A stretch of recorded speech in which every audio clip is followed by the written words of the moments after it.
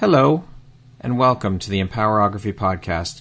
This is a platform created for women's voices to be heard and a place to share their stories, journeys, and successes with the world for the purpose of helping other women who might be on similar journeys. We are empowering women one episode at a time. I'm your host, Brad Walsh, so kick back, grab one of your favorite beverages, and enjoy the stories.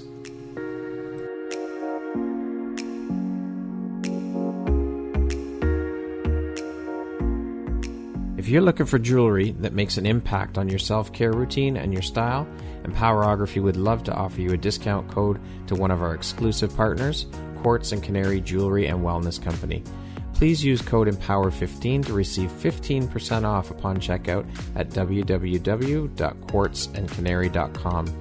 Quartz and Canary is truly the place where spirituality meets style. Hello there, Brad Walsh here, your host of the Empowerography Podcast. Today, my guest is Rachael Weaver. She is the founder and owner of Cloud9 Marketing. How are you doing today, Rachael? I'm doing great, Brad. I'm so happy to be here and talking with you.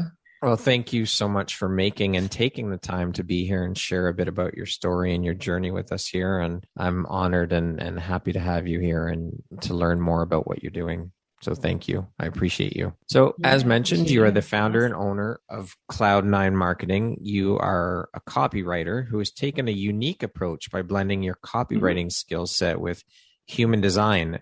And last but certainly not least, you're a mother. It's a very interesting and unique amalgamation of skill sets to create a business such as this. How long has Cloud9 Marketing been in existence? So it's been, I would say, 3 years since I formally started Cloud9 Marketing, and it actually started as Facebook ads. But if you know anything about human design, I'm a manifesting generator. And so I have a lot of different passions. I just kind of bounce around a lot and doing lots of different things. Education is in architecture. I had a photography business for well over 10 years. I'm still doing the photography. And for me, business has always been about just kind of stretching myself and doing things that I know I'm going to grow. Yeah. And so it started out as Facebook ads, but now it has morphed into something that I'm really, really proud of in blending human design and copywriting so that people can understand who they are and communicate what it is they're here to do in a really clear, easy to understand way. So can I assume then that you did some copywriting before making the jump into entrepreneurship? And how long did you work as a copywriter then? So writing is kind of always, in photography, I had to learn how to talk to people and how to write, caption, things like that, right? Yeah. That was very informally learning. And then realized in Facebook ads that the part that I liked about Facebook ads was the writing, the copy part of it. And really dove in and studied copy and took courses and did all the things, but still wasn't happy with the direction of it. It was like you check a bunch of boxes and then you're going to sell something, and it felt very dehumanizing. It didn't bring in the piece of who we truly are and what we're here to do. And I really do think that the world of marketing is changing, where we need to be presenting our own authentic selves in order to sell authentically. And I think that's a reason a lot of women struggle with selling, is that they were told that there's a certain way to do it, and that way doesn't feel right. It doesn't set well with people. Yeah. And so by bringing in the human design aspect of it, it allowed people to actually show up and be authentic as themselves and know that who they are is enough. Right. And that's what really drew me to blending the two. Okay. And all manifesting generators, if you can, all the passions that you have, if you can blend them in a way that really allows people to skip a step or achieve something in a new and unique way, that's your zone of genius. So how did you begin to get involved in human design then? It was just one of those kind of personality, it's not a personality test, but it's one of those tools to learn more about yourself. And it was the first one that really validated how I was feeling and things that was oh my gosh, the whole multi-passionate person that I am. I used to get so hung up on the fact that I'm why can't I just commit to something? Why can't I just just go be all in and be satisfied with that? And I just couldn't. And there's just a part of me that it felt like it was dying if I just did the same thing over and over and over and over. Right. And human design explained that to me in a really clear way that nothing else has ever explained. Wow. So that's pretty powerful. Yeah. Yeah. Can you explain for those who might not know what human design is all about? Yeah. So human design was, I guess, downloaded by a guy named Rachael, and it's accumulation of astrology, the chakra system, gates and channels, and it like brings all these different systems together into one system. So it's based off of your birth date and time. And it really shines a light on how your energy works and how your energy interacts with the world. And so it can tell you how you best make decisions. It can tell you how to trust your intuition. And it really just shows you who you are to be in this world. Like you can take it and make it your own. It's not a box that it's putting you in, but it's allowing you to, I guess it's the intuition piece, right? Like it allowed me to really go, okay, that is my intuition. That really is, I really can trust it. Right. So what inspired then? How did you come up with the idea to merge your skill set of copywriting and human design together to create the business you've created? That's kind of an interesting journey as well. I was kind of doing it with clients in kind of a backward way. And I obviously did it for myself. I kind of was like, oh, I should really do this because that's like how my energy works in human design. And it was a business coach that suggested, she's like, why are you not claiming this? Why are you not really putting your stamp on what you're doing? So she was like, oh yeah, I really should. And that's kind of when I came out as like, this is what I'm doing. I'm blending human design and copywriting. Okay. Now you are the founder, creator of Copy by Design, the Copy by Design method. Can you explain what that's all about?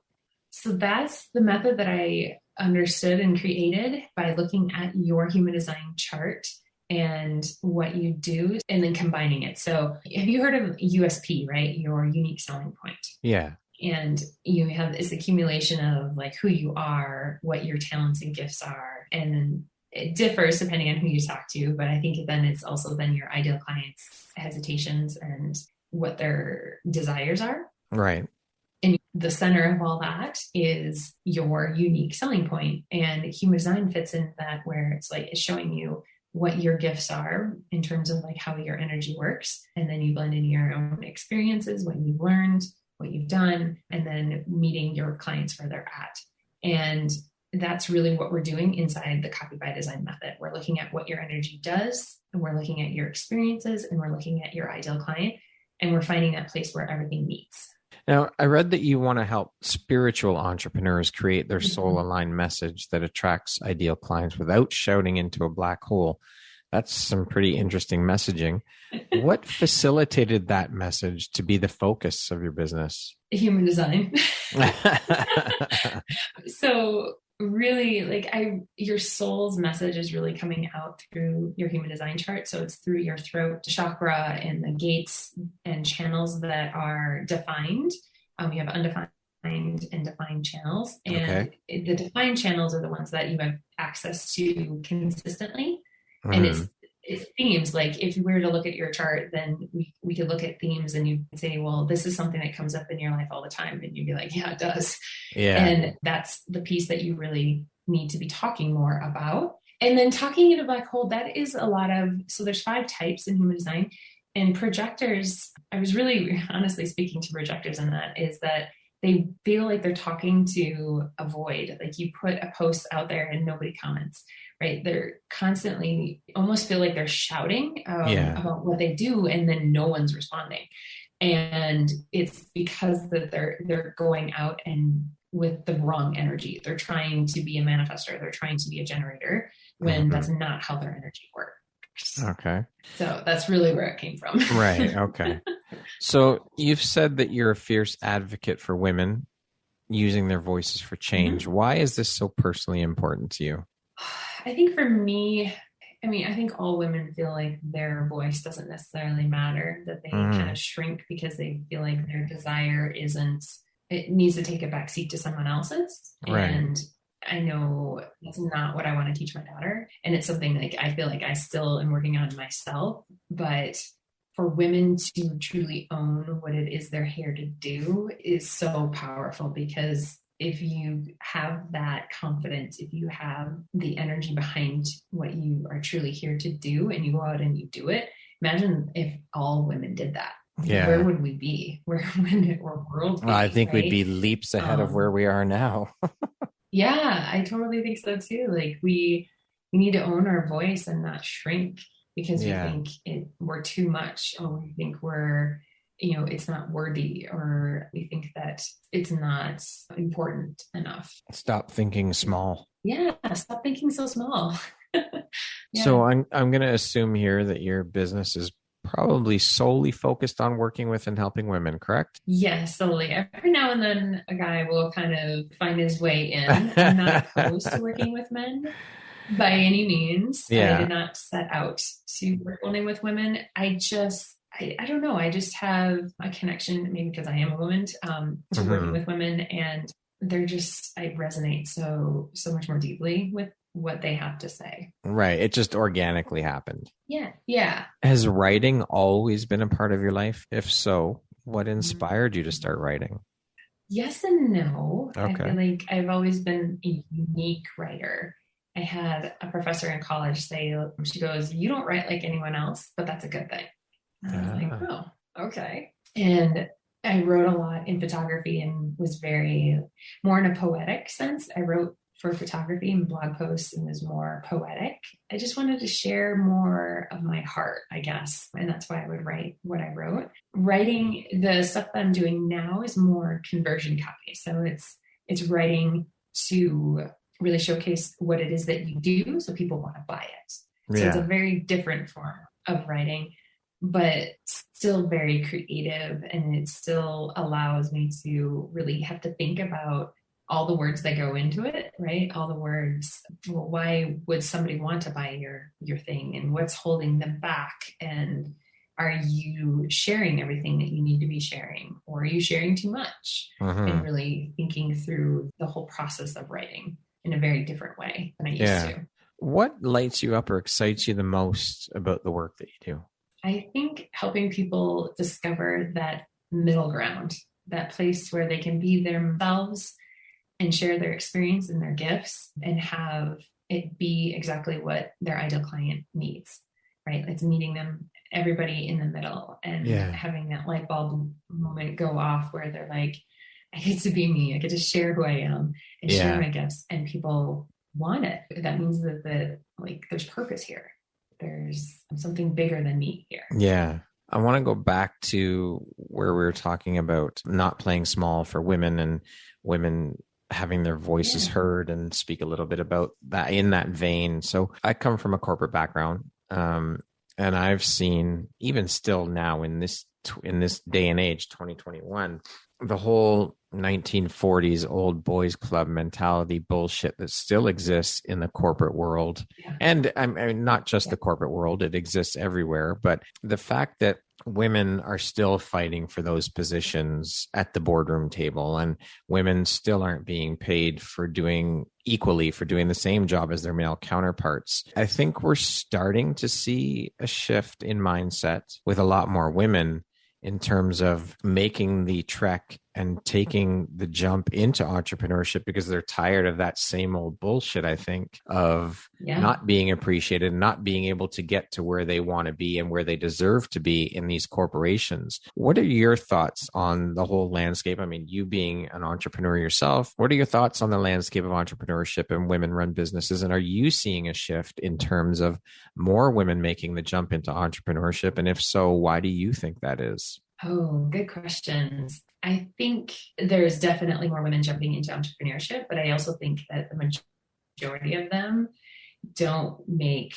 nearly as much money as they could, or nearly as much impact as they could. And even myself included, I feel like I'm just starting to tap the surface of it. And I, again, made myself small for a long time. Right. And there's a big mindset shift between going from corporate to entrepreneurship, and you have to be able to own your gifts, own your expertise, own your worth, or you will be stuck in not being able to make any money, even as an entrepreneur.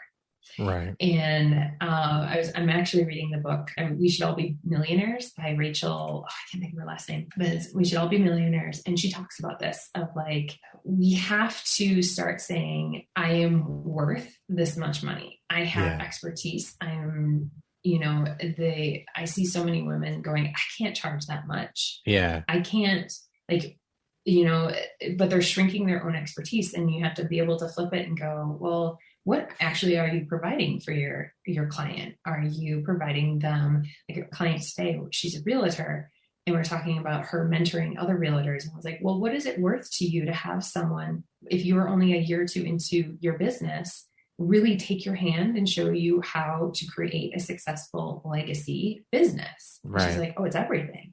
She goes, when you put it like that, like, yeah, that's what you're doing. Flip the script. So it's flipping the script. It's a mindset in that, like, no, I have expertise to share, and it's worth money. Yeah. And that's a hard one for a lot of women to make. And I see it's probably the biggest thing that's, you get into entrepreneurship and you think you're going to make all this money, but it's a mindset shift. If you're not making that shift, then it's going to flatline. So what are your thoughts then on how women can continue to push through and continue to break down these ridiculous barriers and ways of thinking? I think you have to become aware of your own thoughts. And you have to become aware of, like, the things that you're telling yourself when you face challenges, as well as what the things that you're telling yourself when things go right. Yeah. If you have a big win, are you blaming it on a fluke? Or are you saying, oh, that was just a fluke? Yeah. Or are you going, yeah, like, look at the hard work that I did, and this is where it got me. Right? Celebrate those wins. Yeah, celebrating wins. And I'm just as terrible about this as well, and myself, of not celebrating those wins. But even like making a board and saying, every time you have a big win like that, whether it's like with a client or in your own business, like making a sticky note and putting it on there so you have a visual representation of the work that you're doing and the good that you're doing. And, taking the challenges and going and turning them into, it doesn't mean that your business won't be successful, or it doesn't mean that what you're doing isn't right. It's a challenge, and you can turn that challenge into the best thing that ever happened to you, or it can be the worst thing that ever happened to you. It's your choice. Mindset. Yeah. Oh, so much mindset. I think the biggest thing when you're first getting started, it's all mindset. Oh, it for has sure. Nothing to do with strategy. Strategy comes in when you're like making some money, right? And you're trying to scale. And there's still some mindset maybe in that as well. But like initially, that's what I see with every single it's all mindset. For sure. What drives or motivates and inspires you to keep going, to keep pushing and excelling at all that you do? I think I just can't stop. I have to keep going in even like all the different iterations of my own businesses. Like, I can't not do it. I can't not try. I can't not stop. It's something inside of me that keeps pushing me forward no matter what challenges or whatever I face. Like, I can't stop. Drive. I love it. So what would you say then is your unique skill set or superpower that's helped you become successful? Would it be that same thing? Your drive? I would say it's drive, but it's also being able to understand what you're trying to say and say it in a clearer way. That really is something that I've honed, a talent that maybe it was always been there, but it's been honed and refined, and being able to take what you think you do and package it into a way that is clear for your ideal clients so that they understand what you do and want to buy from you. Speaking of success, how do you define that word? What does the word success mean to you? Oof, that's a loaded question. I feel like I used to think success was 6 figures a year, and like that's what made you successful if you were like making a lot of money. I think now my definition of success is more, are you able to live the life that you want and live in the places that you want and have the time to do other things outside of your business that you want? That I think is success, not necessarily like how much money your business makes. Yeah. So often people associate success with monetary value, for sure, or having the corner office or attaining that position at a company. Yeah. What would you say is one of the best pieces of advice you've ever received? To turn any challenge into an asset. I like that. That any challenge you can turn it into the best thing to propel your business forward. But it's all about how you look at it and how you get around the challenge, I guess. Again, mindset, right? Mindset's a piece of that puzzle. It all comes back to mindset always. It's such a huge part of everything. What makes you feel inspired or like your best self, Rachael? When I can get in nature and get sunshine in nature, then I feel like me. What would you say is one of the most important things you've learned in your life? And what was your life like before learning it? And what was your life like after learning it? I think it's the best piece of advice, turning any challenge into an asset. Prior to really understanding that, I would take challenges as it was a negative on my own self-worth. Like I was facing this challenge and it was because of a bad choice before, right? That I got here because I didn't do it right before. And that's why I was facing a challenge. Instead of now looking at a challenge of like, okay, there's a challenge here. How can I turn this into something that actually propels my business forward instead of taking it down? Right. And I think now I look at my business in such a different way. And then honestly, I look at any challenge, like if we're facing a parenting challenge where our daughter is having emotional trouble or dealing with her own emotions, like instead of meaning that I'm a bad parent, looking at it like, okay, I got to help her work through this and what needs to happen and what do I need to learn in this process and how can I help her grow in this process too. Excellent. What does the word empowerment mean to you? That's such a big word in like coaching. It's a very big word. In copy, I like try to steer people away from that word because it has so many different meanings for different people. Yeah. Empowerment, for me, it just means that I know who I am and I am confident in what I have to say. And it doesn't matter like what anyone else thinks. That's empowerment to me. Love that. Rachael, what's your personal motto? Ooh, I don't know if I have one. Personal motto. Maybe just be yourself, which I'm still learning even who I am, but that's really what I want for my kids too. I just want them to be confident in who they are and that they don't have to change anything to impress anyone or to succeed in life. They just have to be themselves. The self-work is an ongoing process. I don't think that journey ever ends. It's constant through life because we're all going to have those days where we don't feel confident in ourselves or we don't feel good about ourselves. And that's okay. And I think that's a big part of it is realizing that it's okay to have those days. Absolutely. Yeah. We all still have those days. I do. Yeah. If you could set up a billboard anywhere, where would you put it and what would it say? Where would I put it? I think I put a billboard outside of a school, any schools, all schools, and that said, what would it say? Think about like being yourself. That's all that matters. No one's actually like judging you. They're judging themselves. Yeah. We're going to jump into a rapid fire section here now. So the next grouping of questions just be 2 3-word answer type things. Okay. Okay. How would you describe yourself in one word? Driven. What would your family and friends list as a couple of your best characteristics? Always happy and always like inspiring them to do their best. If you could teach the world one thing, what would it be? Be yourself. What's one thing you want but cannot buy with money? Time with my family. If you could change one thing about the world, what would you change? I would want people to be more accepting of other people's opinions and thoughts and understand and compassion for someone else's story. Entrepreneur life is? A roller coaster. That's for damn sure. Mom life is?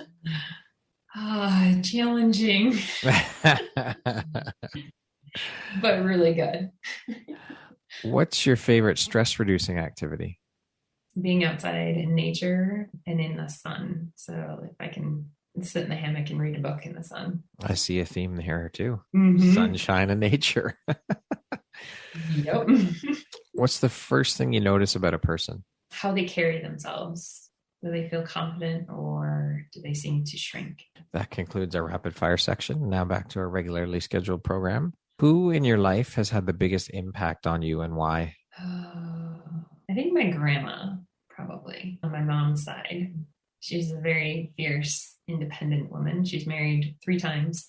Wow. 3 kids with one husband, 3 kids with another cousin. Yeah. And I mean, she was born in 1928 and died at the age of 90. So, I mean, she was doing the things when that wasn't the thing to do. Yeah. Yeah.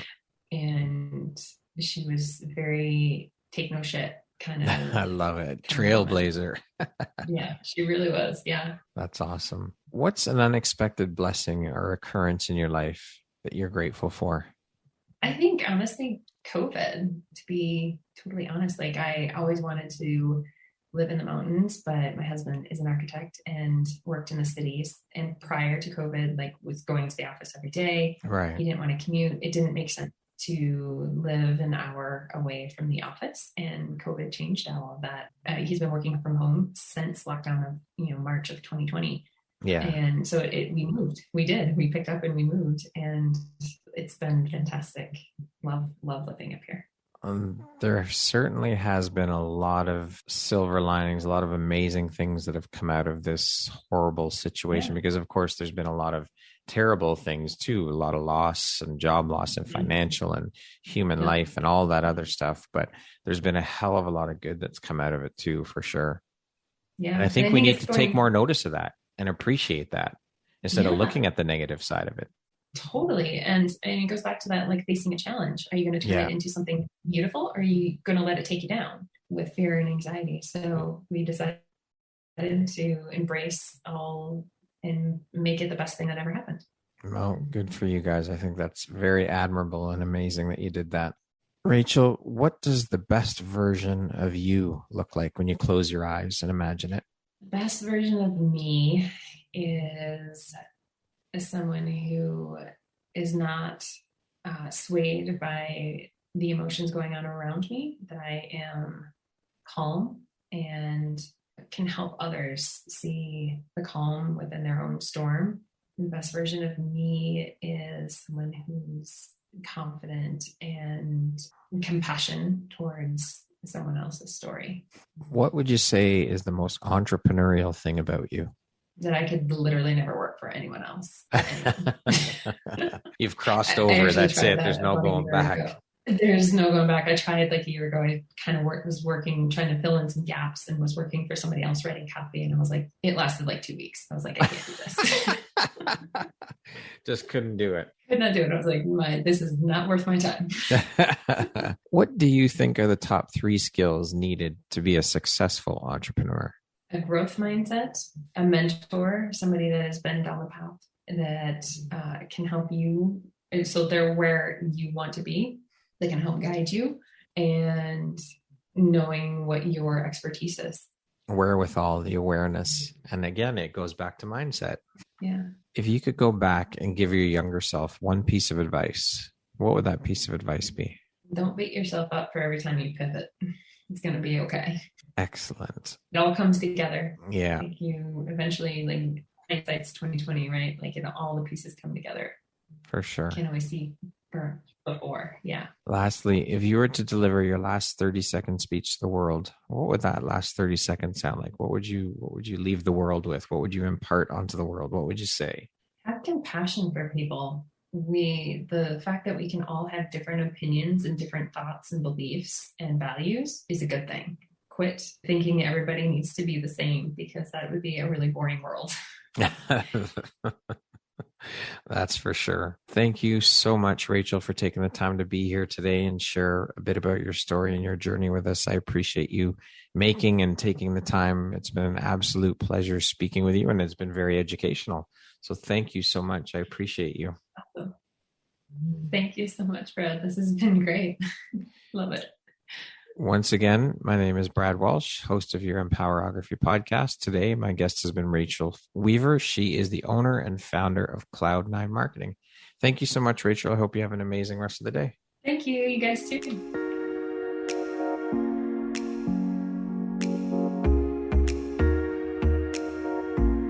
Thank Thank you very much for listening to this podcast. If you haven't yet, please be sure to subscribe, rate, review, and share with all your friends. You can find me at visuphoria.ca and follow me on Instagram at Empowerography Podcast and on Facebook at Empowerography. Please join me next time for another inspirational story from yet another amazing woman.